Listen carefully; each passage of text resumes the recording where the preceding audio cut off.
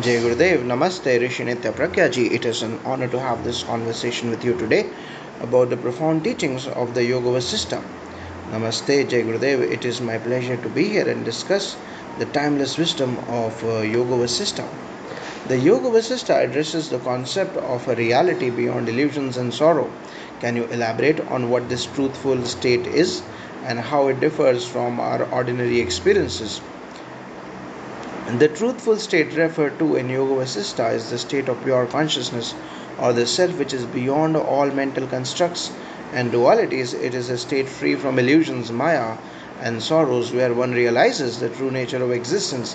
Unlike our ordinary experiences, which are clouded by desires, fears, and various mental disturbances, this state is marked by unwavering peace and equanimity.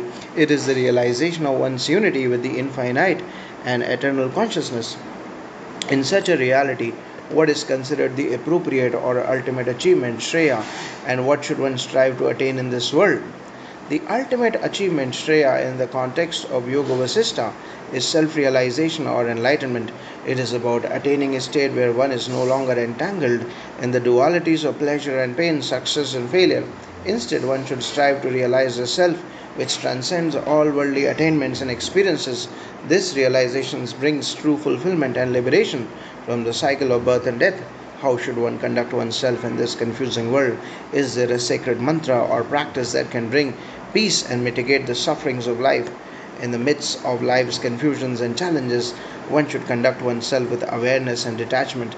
The sacred mantra or practice that can bring peace is meditation and self inquiry. Regular practice of meditation helps one transcend the mind's disturbance and connect with the inner peace.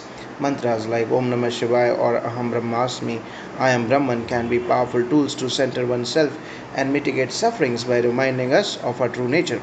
You mentioned peace and fulfillment. What are the steps or methods one should follow to attain profound inner peace and joy, like the fullness of a blossoming tree or a full moon? Attaining profound inner peace and joy involves several steps. Firstly, engage in regular self discipline and spiritual practices like meditation, pranayama, and mindfulness.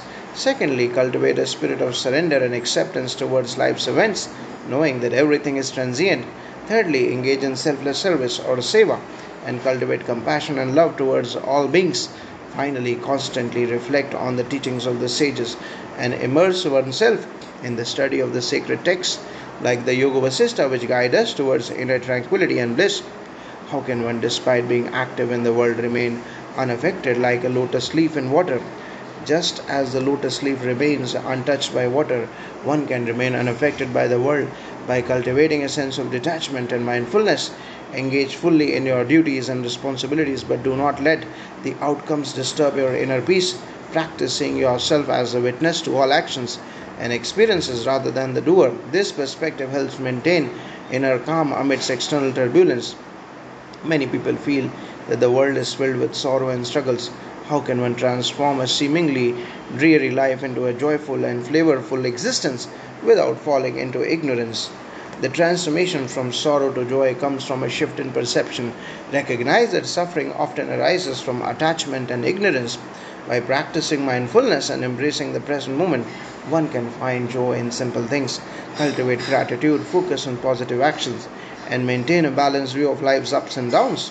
Knowledge and wisdom from spiritual teachings help us see the bigger picture and find meaning in life's journey, thus making it more joyful and fulfilling. How should one behave knowing the nature of the world and having overcome desires for both worldly and otherworldly pleasures? With the knowledge of the world's nature and having transcended desires, one should behave with humility, compassion, and wisdom.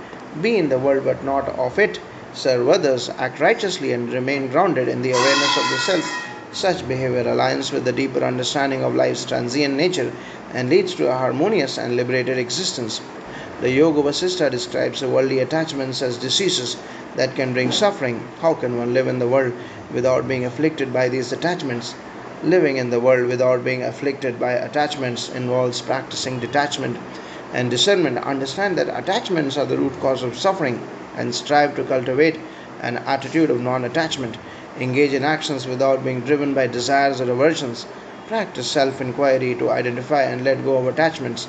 Meditation and the teachings of the Yoga Vasistha can help in developing a deeper understanding and letting go of these mental afflictions.